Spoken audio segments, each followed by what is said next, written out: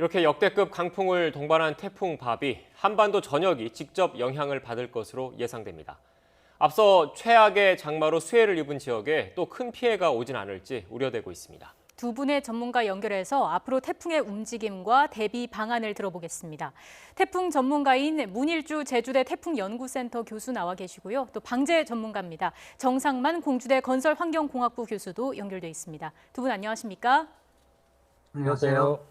네, 먼저 문일주 교수님과 쭉 이야기를 좀 나눠보겠습니다. 앞서 저희가 제주를 연결해서 현장 상황을 보여드리긴 했습니다만 교수님, 지금 제주도 상황 어떻습니까? 지금 밖에는 지금 비바람이 치고 있고요. 네. 하늘은 지금 비바람으로 뿌옇고 그리고 큰 나무들도 휘청휘청할 정도로 강한 바람이 좀 불고 있습니다. 특히 창문으로 지금 비가 치니까 창틀로 물이 지금 들어와서 수건으로 지금 막고 있는 그런 상황입니다. 네.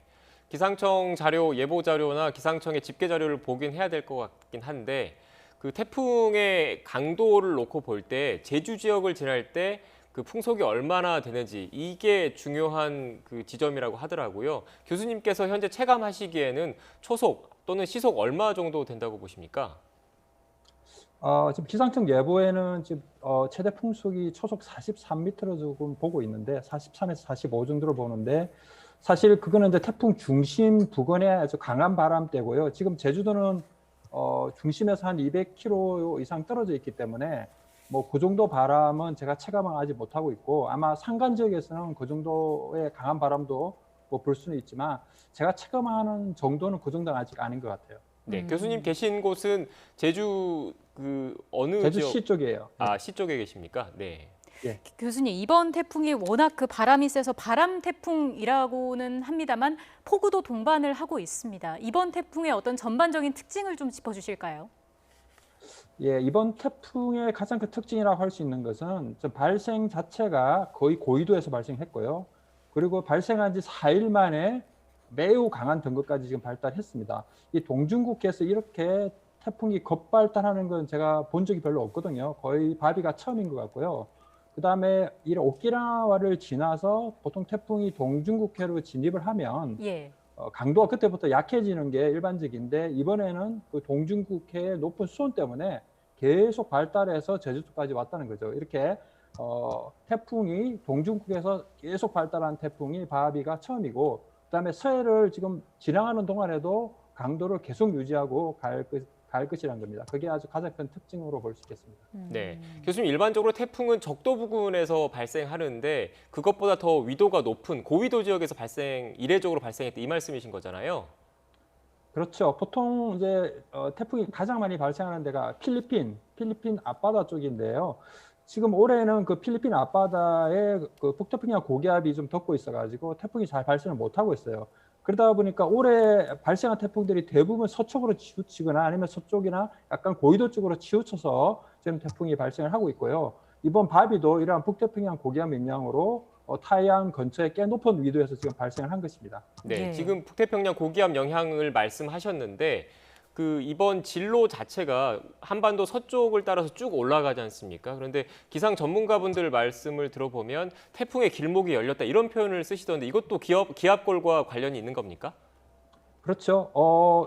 동쪽편에는 지금 북태평양 고기압이 막고 있기 때문에 그쪽으로 보통은 우리나라에서 전향을 해서 쭉 일본 쪽으로 가는 게 일반적인데 고기압이 지금 막고 있으니 갈 수가 없고요. 그다음에 서쪽에 또 대륙 쪽에서도 고기압이 하나 와 있어요. 그래서 그쪽으로 갈 수도 없고 그 갈 수 있는 길이 지금 우리나라 쪽밖에 지금 없어요. 그러다 예. 보니 지금 발생하는 태풍도 그렇고 향후에 이 기압계가 유지가 되면 향후에 발생하는 태풍도 우리나라 쪽으로 올 확률이 상당히 높습니다. 이번에 태풍을 보면 우리나라 지금 전역이 태풍 진로의 위험 반원인 오른쪽에 지금 있는 건데 우측 반원이 좌측에 비해서 바람이 훨씬 강한 거죠? 그렇죠. 보통 태풍은 반시계 방향으로 돌죠. 그리고 태풍의 진로에서 이동 방향의 그 속도가 우측 반원에는 더해집니다. 그래서 예를 들면 풍속이 지금 30인데 10m/s로 이동하고 있으면 40이 되는 거예요. 오른쪽은. 예. 왼쪽은 그보다 바람이 또 빼져야 됩니다. 그래서 일반적으로 태풍의 이동 경로의 우측을 우리가 이연반이라고 하죠. 왜냐하면 바람도 세고 그 지역은 또 파도도 높아요. 그래서 진로의 오른쪽 변은 항상 위험하다. 이렇게 보통 우리가 이해하시면 되겠습니다. 네, 지금 관련된 그래픽이 나가고 있는데요. 태풍 링링과 볼라벤 같은 경우에도 지금 이번에 북상하고 있는 바비와 유사한 경로를 지났습니다. 그런데 문제는 이 링링과 볼라벤이 큰 피해를 안겼던 태풍이라는 얘기인 거죠. 그래서 더 현재 지금 북상하고 있는 태풍도 피해를 주지 않을까 이런 걱정이 되고 있거든요. 교수님께서는 어떻게 보십니까? 맞습니다. 2012년에 제가 이제 태풍 볼라벤 때를 기억하는데 그때 가장 피해가 많이 발생한 지역이 서해안에 그 양식장더라고요. 네. 그다음에 방파제들이 많이 파괴됐어요. 그래서 여기 추자도 방파제, 그 엄청나게 큰 방파제가 거의 부서져가지고 그 안에 있는 배들까지, 어선들까지도 꽤 많이 파괴가 됐었거든요. 그래서 이번에도 보면 거의 그 이동 경로와 볼라벤하고 비슷하고 강도도 거의 비슷하고 해서 서해안에 양식장들 지금 엄청나게 많은데 그런 양식장들이 큰 피해, 그다음에 이런 항구들이나 이런데 그 방파제 같은 데도 큰 피해가 지금 우려가 됩니다. 예. 이번 태풍 바비가 태풍 중심 부근에 초속 45m의 강한 바람이 분다고 하는데 과거에 가장 피해가 컸던 루사나 매미와 비교하면 이게 어느 정도라고 볼 수 있을까요? 매미랑 비슷한 강도입니다. 매미가 제주도를 지날 때 곧 여기 보시면 초속 60 정도 나오죠. 이게 저희가 이제 조심해야 되는 게 초속 60이라는 거 순간 풍속입니다. 네. 그래서 우리가 보통 태풍 강도를 좀 얘기하는 초속 45, 이거는 10분 평균이거든요. 10분하고 이제 초속은 한 1.5배 정도 차이가 납니다. 그래서 지금 초속 45로 오고 있지만 순간적으로 느끼는 거는 60m 정도 되는데 예. 지금 매미와 거의 유사한 정도의 강한 바람을 가지고 지금 접근을 하고 있고요.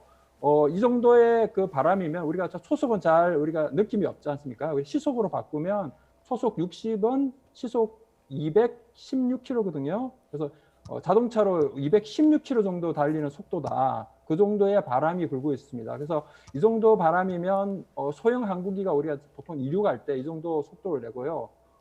이런 바람이 불면 달리는 열차도 우리가 탈선할 수 있고 또 큰 나무가 통째로 뿌리채 뽑힐 수 있는 그런 위력입니다. 네, 교수님 말씀하신 것과 관련해서 준비된 그래픽이 있습니다. 태풍 강도별로 어떤 영향을 미치는지 그래픽이 있는데요. 네, 교수님 말씀하신 내용이 이 내용입니다. 현재 태풍 바비 같은 경우는 매우 강한 수준의 강도를 유지를 하고 있습니다. 매우 강한 수준이 초속 44m에서 54m 사이인데 사람과 큰 바위가 날아갈 정도로 매우 강력한 바람이다라는 설명이 있었습니다. 교수님, 추가로 다른 질문을 좀 드리면 지금 내일 새벽에 그 태풍이 수도권과 최근접할 것이다 이런 예상이 있습니다. 그리고 북한을 거쳐서 중국에서 소멸될 것으로 현재까지는 예상이 되고 있는데 앞선 태풍 같은 경우에는 태풍이 지나가고 나서 많은 비가 내렸지 않습니까? 이번에는 어떨 것으로 예상하십니까? 이번에는 태풍이 아까 말씀드린 대로 서해상을 통과해서 황해도에 상륙할 때까지도 계속 강도를 유지할 겁니다. 그래서 우리나라를 지나갈 때는 대부분 강한 강도를 유지하고 있고 북한에 딱 상륙했을 때 그때부터 이제 온대 저기압으로 바뀌면서 태풍의 이제 위력은 점점 줄겠지만 이 상륙한 후에도 온대 저기압으로 바뀌면서 많은 비바람 피해가 예상됩니다. 그래서 우리나라에는 소멸하고 나서 우리나라의 피해보다는 북한에 좀 피해가 집중되지 않을까 이렇게 예상을 하고 있습니다. 네, 알겠습니다. 자, 지금까지 문일주 제주대 태풍연구센터 교수와 함께 이야기 나눴습니다. 교수님 고맙습니다. 고맙습니다. 네, 그럼 이어서 태풍 대비는 어떻게 해야 할지 이번엔 정상만 공주대 건설환경공학부 교수와 이야기 나눠보겠습니다.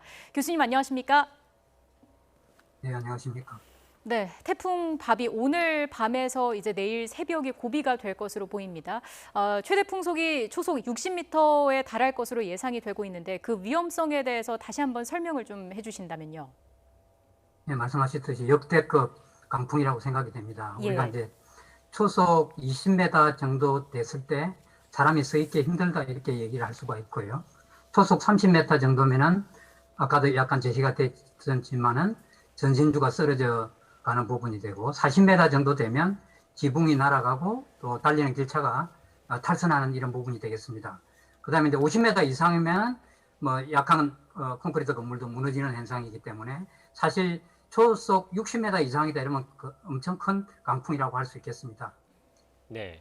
교수님 차근차근 피해 예상 그리고 대처 방안 하나씩 짚어보겠습니다. 일단 워낙 강한 세력을 지금 유지를 하고 있고 강풍을 동반하고 있기 때문에 우선은 그 바닷가에 계신 분들이 걱정이 클 것 같습니다. 특히 해안가 같은 경우에는 만조까지 겹치면 큰 피해가 우려되는데 어떻게 대처해야 할까요? 그래 지금 이렇게 큰 강풍이 이제 불다 보니까 폭풍이 해일 가능성이 있습니다. 그렇기 때문에 강풍으로 인해서 파도가 굉장히 높아질 수 있는 이런 부분이 문제가 될 수 있고요. 그 다음에 이제 해안가는 대체적으로 이제 산에서 내려와서 저지대에 포함이 됩니다. 이 저지대는 만조 시간이 지금 겹치게 되어 있기 때문에 침수 가능성이 아주 큰 것으로 보입니다. 네, 교수님 지금 서해안 만조 시각이 나가고 있는데 목포와 영광 같은 곳은 앞서 전해드렸지만 그 태풍이 근접하는 시각과 겹치거든요. 만조 시각이. 그래서 걱정이 더 큽니다. 어떻게 보십니까? 사실 목포 이런 쪽은 전에부터도 이게 만조 시간이 되면 사실 시내가 어려움이 있던 이런 상황도 있었고요. 영광도 마찬가지로 볼 수 있습니다. 그렇기 때문에 우리가 상당히 신경을 써야 될 부분이라고 생각이 됩니다.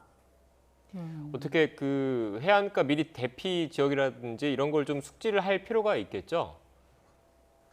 네, 만조 시간에 겹쳐서 아까 말씀드린 대로 높은 파도가 이제 예상이 되기 때문에 우리가 방파제 같은 데 이제 가서는 안 되겠고요.